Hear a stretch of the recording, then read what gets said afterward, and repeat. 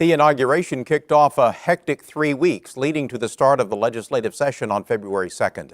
I discussed the week's events at the Capitol with eCapitol News Director Shawn Ashley.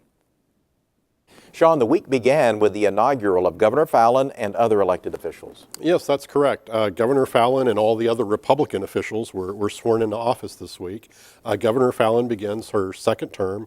Not only is she the first woman, therefore, to be elected governor of the state, but the first woman to serve 2 terms as governor of the state. In her inaugural address, and inaugural addresses are always interesting because you want to celebrate your reelection in this case, but also offer some policy prescriptions as well. She talked about three main items: educational attainment, helping more people get their college degrees, justice reform to deal with our overcrowded prisons, and then health, getting Oklahomans to take more responsibility for their health, because as we know, some of our health rankings are very low. And the governor has already taken a step toward justice reform. That's exactly right. 2 days after her inauguration on Wednesday, she issued an executive order in which she appointed a Justice Reform Steering Committee. Now, what this is the governor herself, as well as legislative leaders and the head of the Department of Corrections and of Mental Health and Substance Abuse Services, to look at some of the issues related to prison overcrowding, particularly as it relates to substance abuse and mental health issues, which many say are some of the driving forces behind our prison problems. Something else that seems to be gaining traction is budget-only legislative sessions. How would that work? Well, what would happen, and what has happened thus far, is that Representative Randy Graw has proposed a constitutional amendment that would have to go to a vote of the people, in which lawmakers would deal with the budget every year, and 1 year they would deal exclusively with the budget.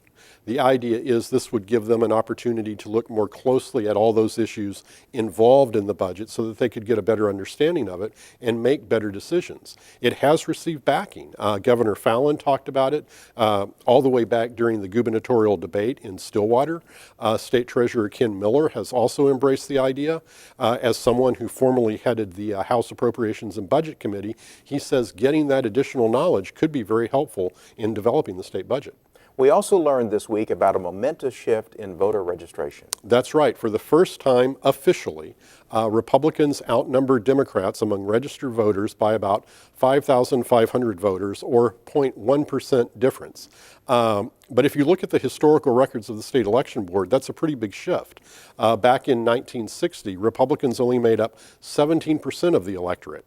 Now they're the majority, or excuse me, really the plurality when you consider independents. And we see their impact with all the statewide elected officials being from that party. Bill filing, where does that stand? It comes to a conclusion more or less on January 22nd, like we've talked about previously. In the Senate, there's still an opportunity to file some additional bills after that date, and unfortunately, it's going very, very slowly. I would like to tell you about all these great issues lawmakers will be talking about, but they've slowly filed them. There's only about 300 on the books right now.